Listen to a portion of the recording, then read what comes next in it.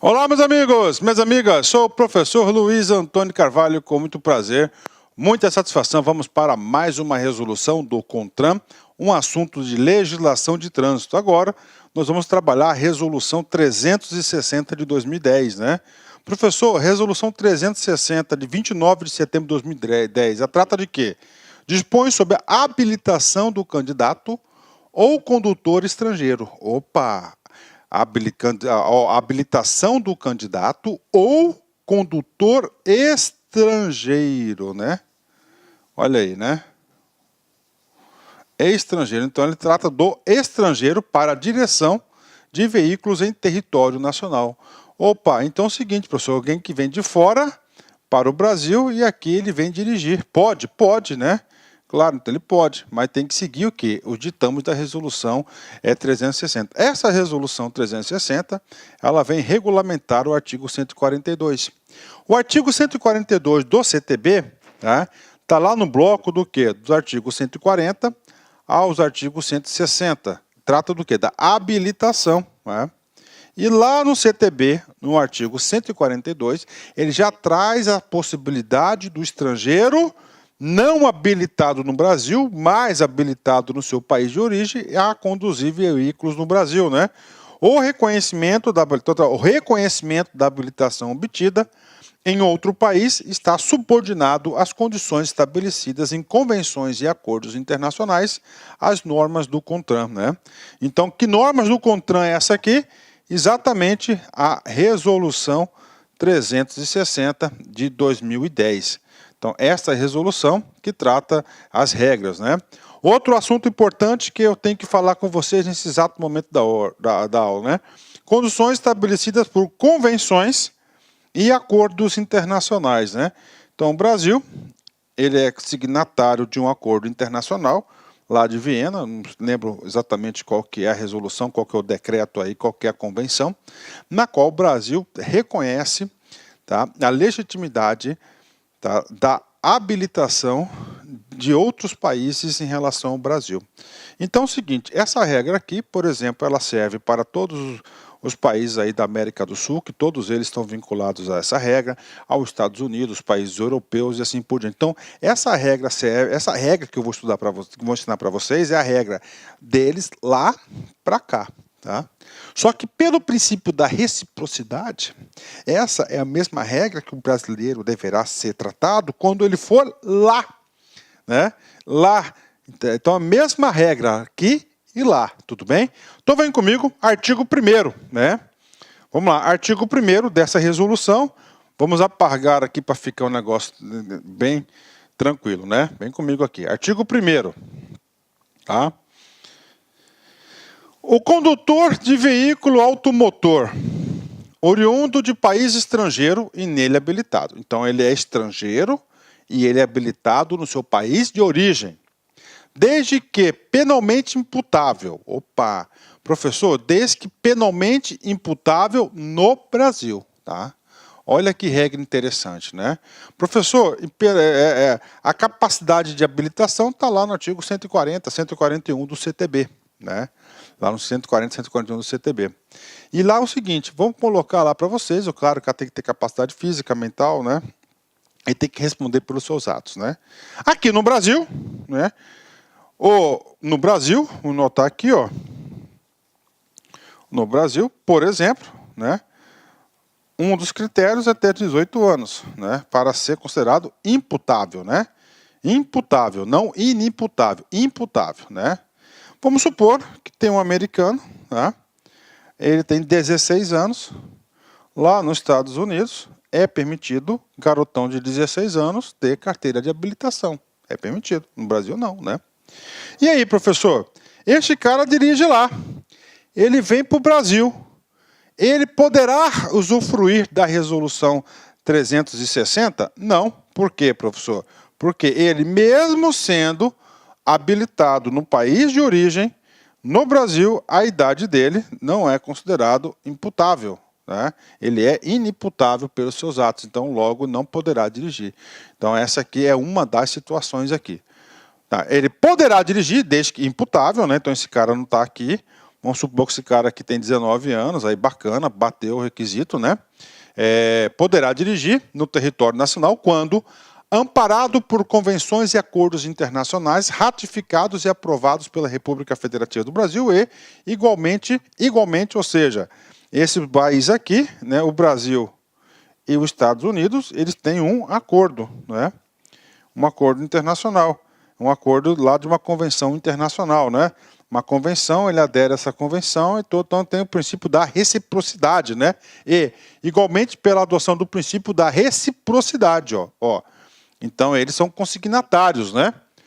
Então, tá aí. Então, esse aqui é o artigo 1º. Então, é o seguinte, qual que é a regra geral, né? Então, primeiro, o país ser consignatário do acordo internacional, aí eu digo que 90% dos países na qual o Brasil aí tem relacionamento, já tem esse acordo firmado, já está valendo essa regra, bingo, né? Essa é a primeira situação, né? Segundo, ele tem que ser imputável e terceiro, tem que ser habilitado, ok, né? O que acontece? Ele veio para cá, então ele pode, no prazo máximo de 180 dias, respeitada a validade da habilitação de origem. Então, ele poderá conduzir o veículo dele aqui por um prazo máximo, olha aí, um prazo máximo de 180 dias, né? E claro que ele tem que ter o quê? O prazo de validade de habilitação válido, né? Tem que ter habilitação válida, não pode estar vencida a sua habilitação para ele poder conduzir o veículo aqui no nosso país e, claro, daqui para fora também, né? Parágrafo 1º.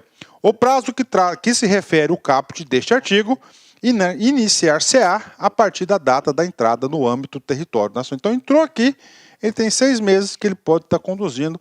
Essa regra é aqui e lá também, né? Ok? Artigo 2º. O órgão máximo executivo de trânsito da União, DENATRAN, informará aos demais órgãos de entidade do Sistema Nacional de Trânsito que países se aplica o disposto neste artigo, né? Então, o DENATRAN já informa todos os órgãos componentes do Sistema Nacional de Trânsito quais são os países que estão aí, que adotam esse critério, assinaram esse acordo internacional aí da carteira de habilitação, né? Parágrafo 3º. O condutor que trata o caput deste artigo deverá portar a carteira de habilitação estrangeira, dentro do prazo de validade, óbvio, acompanhada do seu documento de identificação. Então, olha aí, então você tem que ter, ele vai ter que portar, né, a carteira com prazo de validade hábil e mais sua carteira de identificação. Aí eu dou um toque para quem pretende viajar para o exterior e alugar um carro. Essa regra serve para lá também. Aqui no Brasil, eu mesmo no Brasil, o único documento que eu utilizo para minha identificação é a minha carteira de habilitação, que ela tem força aí de identificação, tá? Por quê? Porque o RG, para você tirar a segunda via se perder, é muito mais difícil. E a segunda via da habilitação é muito mais fácil, você pode perder, você pode ser roubado, furtado, várias coisas podem acontecer, né? Precavido o professor é. E aí, mestre? Aí eu digo para você o seguinte, você está lá, no exterior você tem que estar com a carteira e tem que estar com o seu passaporte, tá? Para quê? A sua identificação. São 2 documentos que você deve portar. Bacana? Ok. Professor, no artigo 1º, no caput do artigo 1º, ele autorizou eu ter o quê? 6 meses de condução. Professor, eu vou ficar mais de 6 meses. Aí você cai aqui no parágrafo 4º. O condutor estrangeiro, após o prazo de 180 dias de estada regular no Brasil, pretendendo continuar a dirigir veículo automotor no âmbito territorial brasileiro, deverá submeter-se aos exames de aptidão física e mental e avaliação psicológica nos termos do artigo 147 do CTB, respeitada a sua categoria, com vistas à obtenção da Carteira Nacional de Habilitação. Ou seja, essa regra vale para apenas 6 meses. Depois, ele cai no 147, o 147 lá do CTB, é onde trata todas a via sacra dos exames para tirar a nossa carteira de habilitação. Muito importante, após 6 meses, né? Por isso que lá no caput ele coloca no prazo máximo de 6 meses. Mais de 6 meses você cai no parágrafo 4º. Parágrafo 5º. Na hipótese de mudança de categoria, deverá ser obedecido o artigo 146 do CTB Brasil, ou seja, para você mudar de categoria, você vai ter que atender aí os mesmos dispositivos do 146 de todo mundo, né? Vem comigo. O disposto nos parágrafos anteriores não terá caráter de obrigatoriedade, ou seja, será facultado, né, aos diplomatas ou consulares de carteira àqueles que se aqueles a eles equiparados. Então, mais aí uma regra, exceção do trânsito para aqueles diplomatas ou consulares de carreira, né? Então os caras não se aplicam isso aí. Bacana, ok, tá aí, né? Professor, o artigo 1º ele falou que para aqueles países na qual o Brasil tem o princípio da reciprocidade, que são consignatários desse tratado internacional. Bacana. E o artigo 2º? O artigo 2º é a regra para aqueles países que não assinaram esse tratado internacional. Se o país não assinou o tratado internacional, significa dizer que aqui não se aplica o princípio da reciprocidade.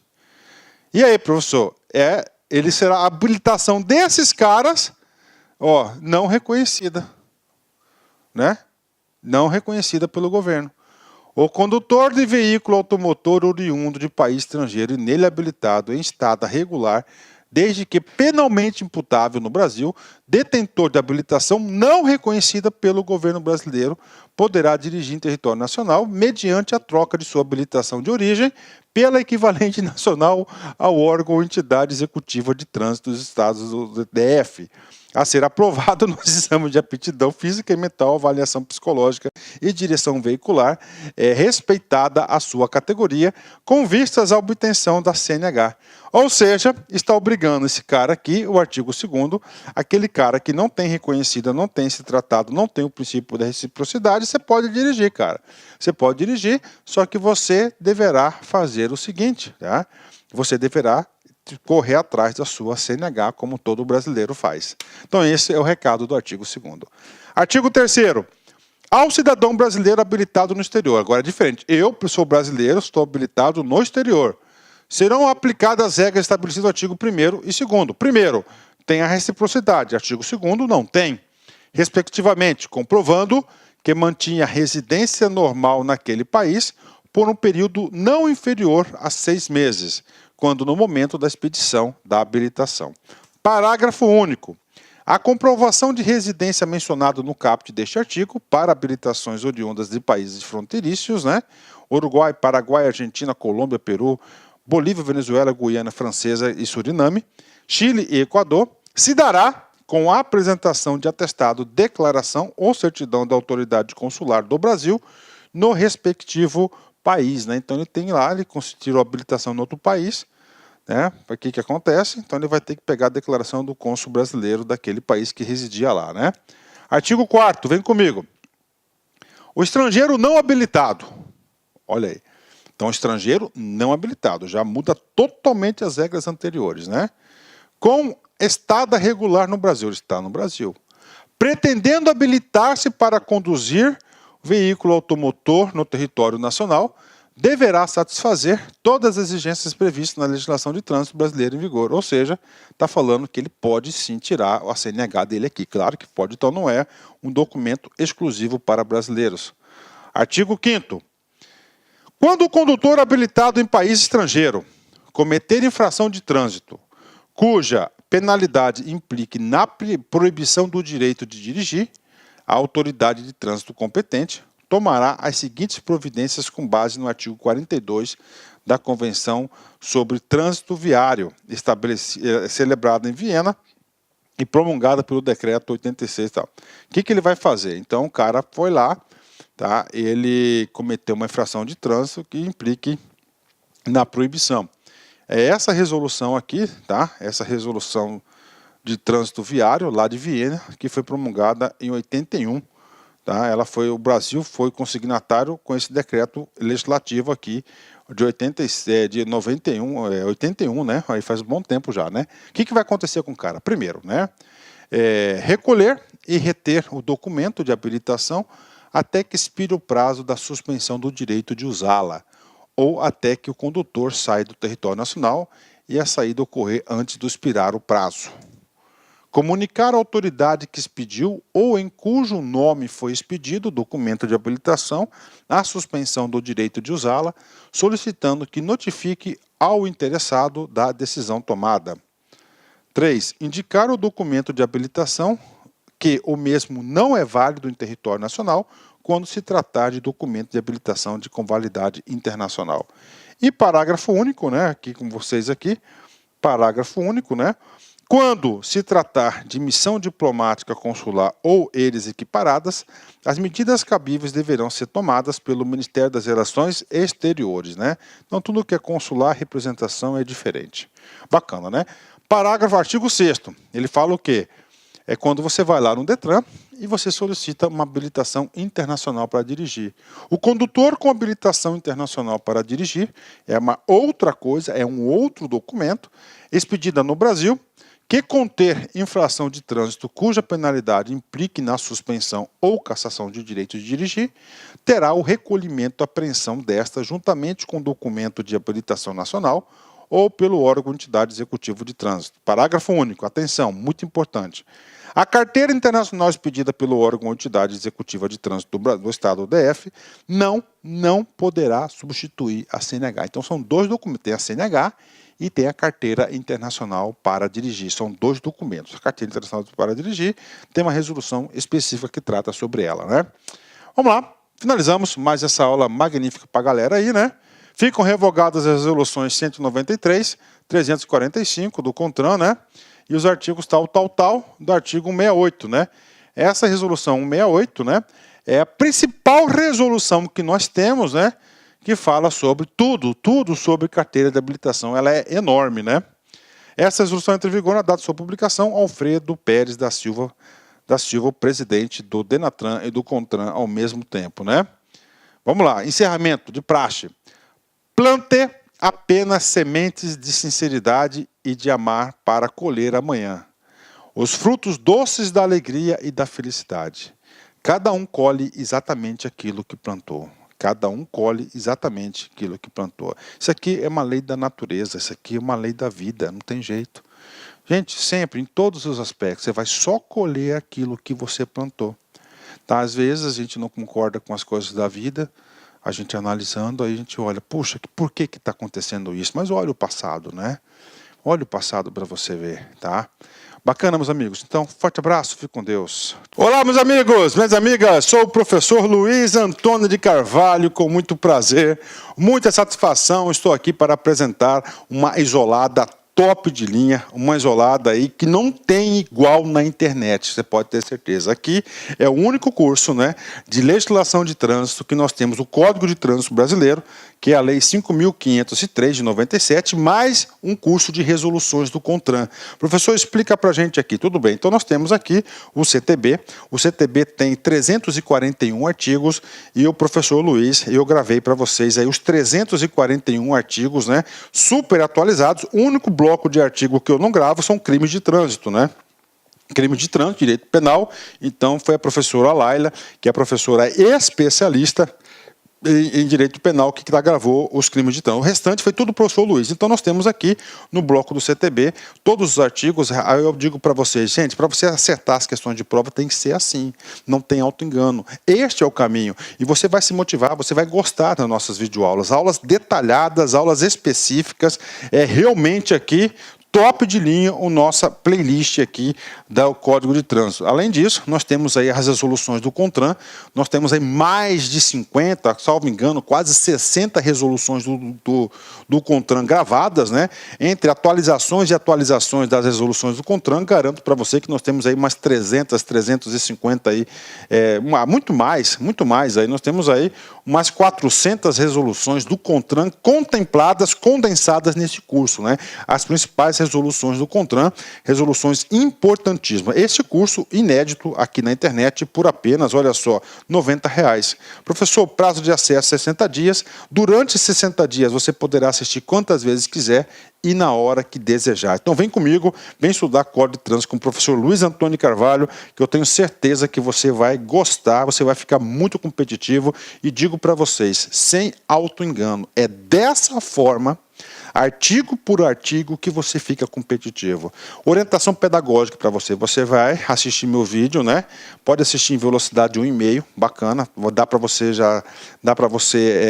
absorver com e-mail, eu já gravo a aula já com essa metodologia. Depois você imprime lá no site do Planalto o código de trânsito seco, você faz o seguinte, aí você vai e faz aí na leitura seca, você vai lembrando do professor Luiz e você vai ficando competitivo. Tá certo, meus amigos? Então, forte abraço, fique com Deus e até a próxima, se Deus quiser. Fui, tchau, tchau. Clique lá